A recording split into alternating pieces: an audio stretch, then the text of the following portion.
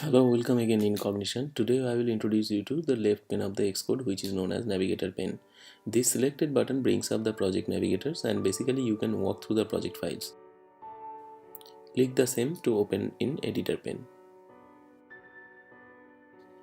You can right click on a file or a group to bring up lot of options.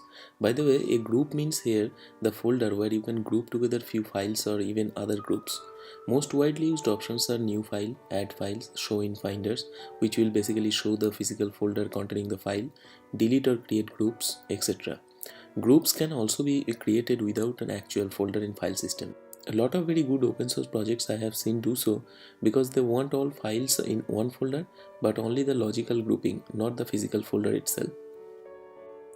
Now the next one is a source control navigator. Because I am using Git here, it shows the tags, origins, branches, etc. Here you can see that I have only one branch. The next one is very cool, which brings up the skeleton of your files, the class name, method names, property names, etc. By looking into this, you can quickly jump into the methods by selecting it. However, it doesn't show you the access modifiers of the members. After all, only the navigators exist in the navigator pane. Next one is search navigator. It has facility to find and replace, pretty like other standard editors itself. You can specify your search criteria, and it worth to mention here that Xcode 9 introduced index based search, which makes search a lot faster than it used to be. Next one is build issue navigator.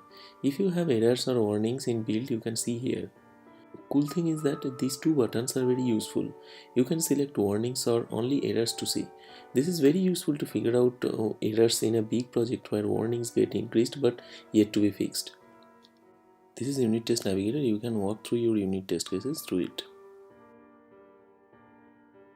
This is a debug session navigator. If you run this app by having a breakpoint, you can see that you can debug thread wise. Also, it has a lot of good tools for debugging, which I will discuss in separate video. You can check memory consumption, traffic, network traffic, etc.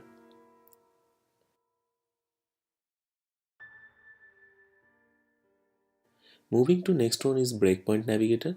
As the name implies, you can navigate through your breakpoints in your project.